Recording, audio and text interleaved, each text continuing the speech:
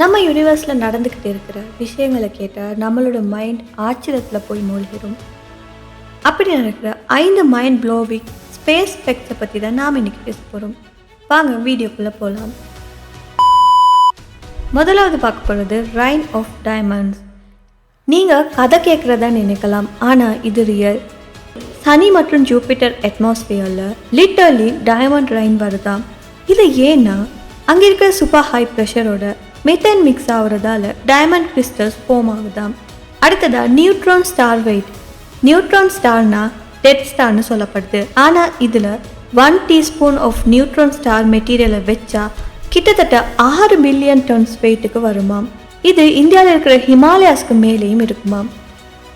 1 teaspoon இந்த பூமிக்கு மேலவும் வெயிட்டாக இருக்குமாம். அப்போ நீங்களே இமேஜின் பண்ணிக்கோங்க.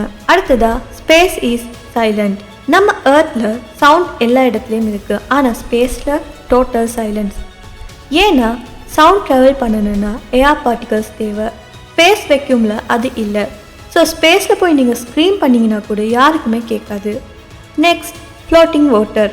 ஸ்பேஸில் ஒரு பெரிய வாட்டர் க்ளவுட் இருக்குது. இங்கே பூமியில் இருக்கிற தண்ணியை விட 140 ட்ரில்லியன் மடங்காக தண்ணி அங்கே அதிகமாக இருக்காம்.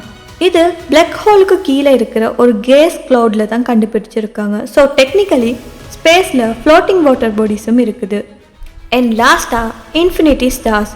நம்ம கேலக்ஸியில் 100லேருந்து 400 பில்லியன் ஸ்டார்ஸ் இருக்குது.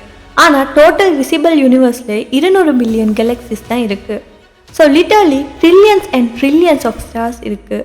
ஸோ நம்ம யூனிவர்ஸ் எவ்வளோ ஒரு அற்புதமான விஷயம்னு நீங்கள் இதில் பார்த்துப்பீங்க. இந்த வீடியோ பிடிச்சிருந்தா மறக்காம இந்த வீடியோ லைக் பண்ணி உங்கள் ஃப்ரெண்ட்ஸ் கூட ஷேர் பண்ணுங்கள்.